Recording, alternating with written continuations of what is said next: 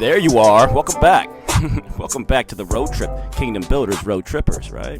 That's right. All my Akim and Akatim, my brothers and sisters, mothers and fathers, aunties and uncles, grandmas and grandpas, everybody in the house, right? In-laws.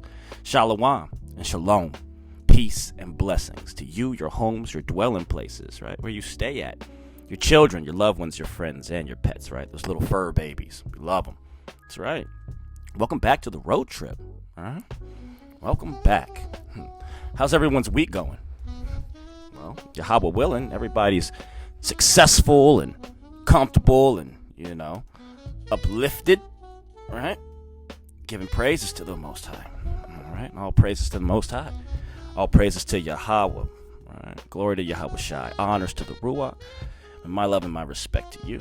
That's right. Thank you for being here. I really appreciate it. If you're new here to the channel, my name is Ahran, and I'm just here to read for you. I'm here to read for the nation, And I just pray, Yahweh willing, that you're able to get something out of it. So yeah, I'm going to read to the best of my abilities. So with all those pleasantries out the way, what are we doing? That's the question. What do we got going on over here, right? So tonight we're going to be continuing on here in book 3 of the Antiquities of the Yahudim, coming out of the works of Flavius Josephus. Tonight we're going to be looking at chapter 12. It's not going to be very long because I'm, probably going to be catching a video later tonight. So, and I'm going to be fellowshipping with some of my family members here, right? And some of the nation, right? So we're here in chapter 12 concerning several laws, okay? And this one has about also 6 sections in it. With 2 notes at the end of this one. All right, and then we'll finish that up. And on the next read, we'll probably put chapter 13 and chapter 14 together. All right, what do you think about that? We'll see how it goes. All right, but the Most High's will be done. So if you have these scrolls and you would like to follow along with me, read with your eye, whether you have the physical hard copy of them or you're following along online on that blue screen, scrolling along. Hey, either way, read with me. All right. And if you don't have it, don't worry. Sit back and I'm going to try to read to the best of my ability and let the Most High and the Ruach guide my tongue. All right? All right. So no further ado, ladies and gentlemen, chapter 12 concerning several laws. Let's begin.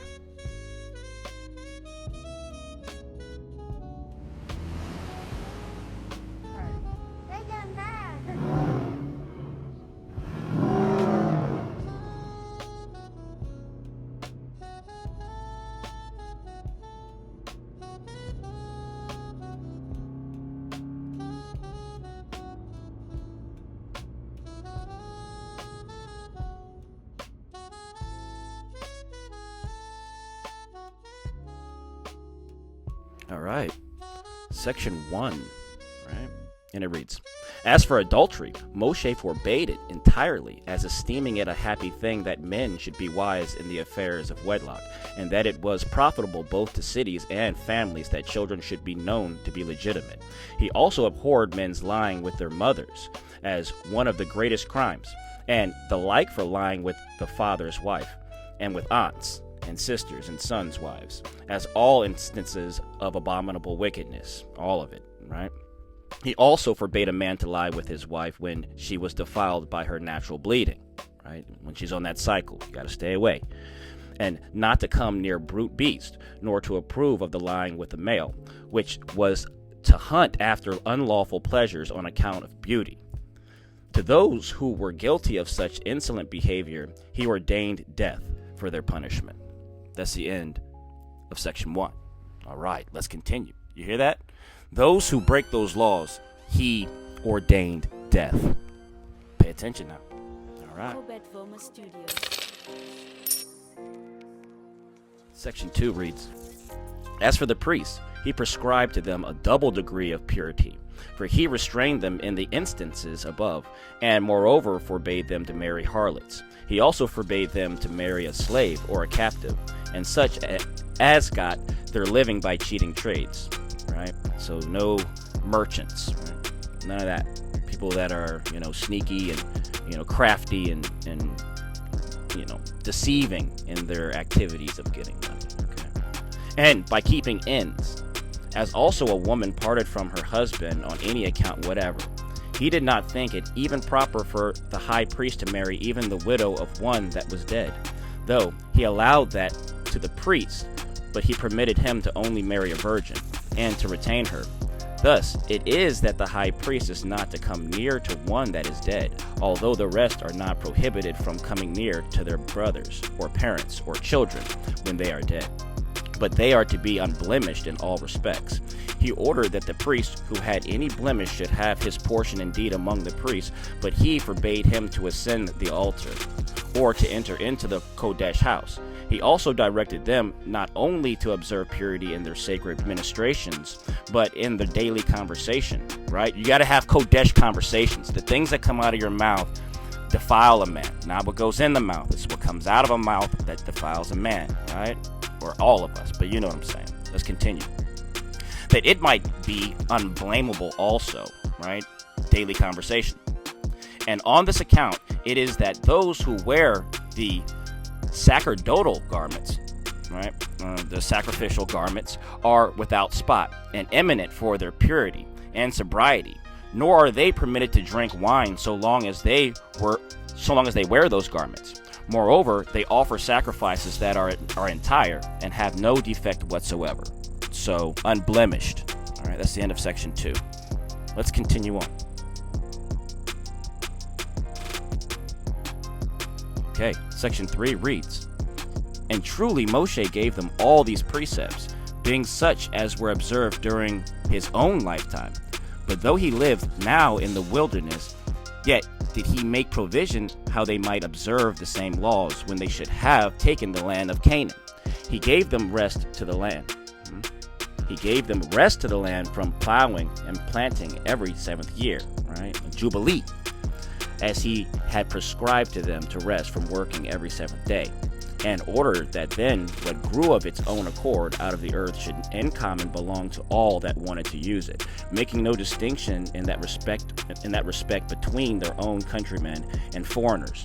And he ordained that they should do the same after 7 times 7 years, which in all are 50 years, and that 50th year is called by the Hebrews the Jubilee. All right, see, that's what we're getting at right here, okay?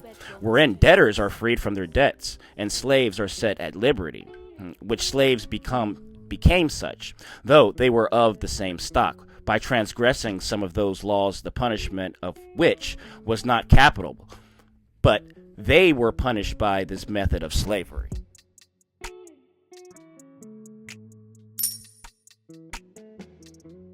Let's continue. This year also restores the land to its former possessors in the manner of following. When the Jubilee is come, which name denotes liberty, he that sold the land and he that bought it meet together, and make an estimate on one hand of the fruits gathered, and on the other hand of the expenses laid out upon it. If the fruits gathered come to more than the expenses laid out, then he that sold it takes the land again. But if the expenses prove more than the fruits, the present possessor receives of the former owner the difference that was wanting, and leaves the land to him. And if the fruits received and the expenses laid out prove equal to one another, the present possessor relinquishes it to the former owner. Mosheh would have the same law obtain as to those houses also which were sold in villages. But he made a different law for such as were sold in a city. For if he that sold it repaid the purchaser his money again within a year, he was forced to restore it. But in case a whole year had intervened, the purchaser was to enjoy what he had bought. This was the constitution of the laws which Mosheh learned of the Most High Yahweh when the camp lay under Mount Sinai, and this he delivered in writing to the Hebrews, right? The Yahudim. That's the end of section 3. Hallelujah, man. Cool. All right, section 4 reads, Now when this settlement of laws seemed to be well over, Mosheh thought it fit at length to take a census of the host, as thinking it proper to settle the affairs of war. So he charged the heads of the tribes, excepting the tribe of Levi, to take an exact count of the number of those that were able to go to war, right, 20 and upward. For as to the Levites, they were Kodesh and free from all such burdens. Now, when the people had been numbered, there were found 600,000 that were able to go to war, from 20 to 50 years of age, besides 3,650. Instead of Levi, Mosheh took Manasseh, the son of Joseph, among the heads of tribes, and Ephraim instead of Joseph. It was indeed the desire of Jacob, Yaakov himself, to Joseph, that he would give him his sons to be his own by adoption, as I have before related. That's the end of section 4, okay? Bear with me here, all right? Section 5. When they set up the tabernacle, they received it into the midst of their camp, 3 of the tribes pitching their tents on each side of it. And roads were cut through the midst of the tents, of these tents, like a city, like city blocks, right? It was like a well-appointed market, and everything that was there ready for sale in due order, and all sorts of craftsmen were in the shops. And it resembled nothing so much as a city that sometimes was movable and sometimes fixed. The priests had the first places about the tabernacle. They were the closest. Then the Levites, who, because their whole multitude was reckoned from 30 days old, were 23,880 males. And during the time that the cloud stood over the tabernacle, they thought proper to stay in the same place, as supposing that the Most High Yahweh there inhabited among them. But when the cloud removed, they journeyed also. That's the end of section 5. All right, section 6. Moreover, Mosheh was the inventor of the form of their trumpet, right? The Shofar, which was made of silver. Its description is this in length. It was little less than a cubit. It was composed of a narrow tube, something thicker than a flute, but with so much breath as was sufficient for admission of the breath of man's mouth. It ended in the form of a bell, like common trumpets. Its sound was called in the Hebrew tongue asosra. 2 of these being made, one of them was sounded when they required the multitude to come together to congregations. When the first of them gave a signal, the heads of the tribes were to assemble and consult about the affairs to them properly belonging. But when they gave the signal by both of them, they called the multitude together. Whenever the tabernacle was removed, it was done in this solemn order. At the first alarm of the trumpet, those whose tents were at the east quarter prepared to remove.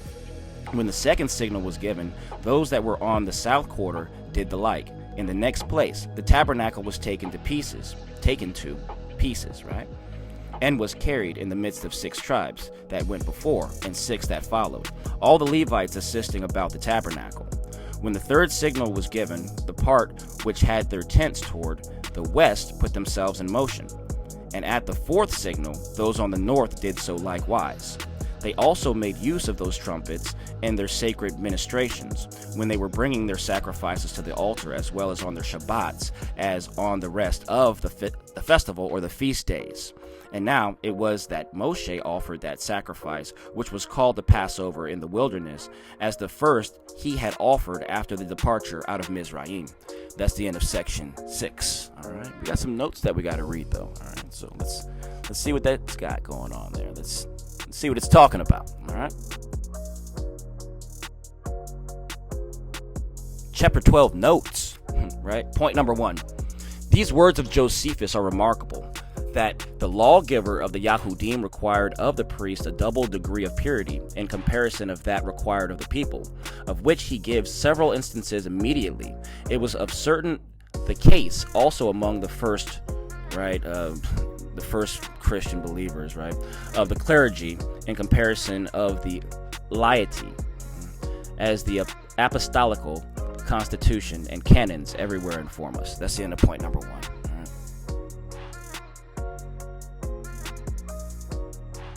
Right. Point number 2. And you know, I was just going to say, man, they love throwing that Christian word around. And they use that a lot. Like really liberally, right? We're Hebrews, man. None of this Christian stuff. All right, so let's continue.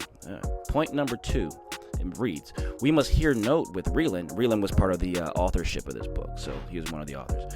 We must here note with Reland that the precept given to the priests of not drinking wine while they wore the sacred garments is equivalent to their abstinence from it all the while they ministered in the temple, because they then always and then only wore those sacred garments, which were laid up there from one time of ministration to another. That's the end of point number 2. So what we're getting from that is what? They weren't always dressed in their Kodesh garments, right? They would come into the temple, they would change into their Kodesh garments, they would wash up in the basin, and then they would minister to the Most High, whatever they had to do in there that day, right? Then when they were done, they would change back out of those garments, where it says right here, which were laid up from there one time of ministration to another. So they would lay up their garments, they would change back into their street clothes, and then they would leave the temple, right? And those are the laws that the Most High, gave to Moshe for those priestly Levites to adhere to. And that's what we understand in reading, because that's what it says, right? That's right. So anyway, that's the end of point number 2. The WOOOOOHHH, everybody, man. The WOOOOOHHH. Thank you for being here. All right, Akeem and Akatim. All praise to the Most High. Kingdom builders and road trippers. I really appreciate the support, the love, and the reading, man. Thank you for being here and reading with your Ak. I love you. All right. That was the end of chapter 12 there. On the next read, we're going to read probably chapter 13 concerning Moshe removed from Mount Sinai and conducted the people to the borders of the Canaanites, right? And that's a short one, so we'll probably pair that up with chapter 14 concerning how Moshe sent some persons to search out the land of the Canaanites and the size of their cities. And further, that when those who were sent were returned after 40 days and reported that they should not be a match for them, and extolled the strength of the Canaanites, the multitude were disturbed and fell into despair, and were resolved to stone Moshe and to return back again into Mizraim and serve the Egyptians. Man, that title is almost like, like they're starting to read a section. Like, my goodness, man. But yeah, so we're going to get back into that one, all right? So thank you for being here. I love you. All praises to the Most High. This is the road trip. So as you're traveling to and fro, up and down the road, in your prospective places, may you please be safe out there as the Most High is guiding and leading and directing you, right? Baruch Hashem to all of you, man. May you be blessed, right? And the will of the Most High be done. So until we read again, the program. As always, it's all praises to the Most High. I love you all. I'll see you soon. Yeah.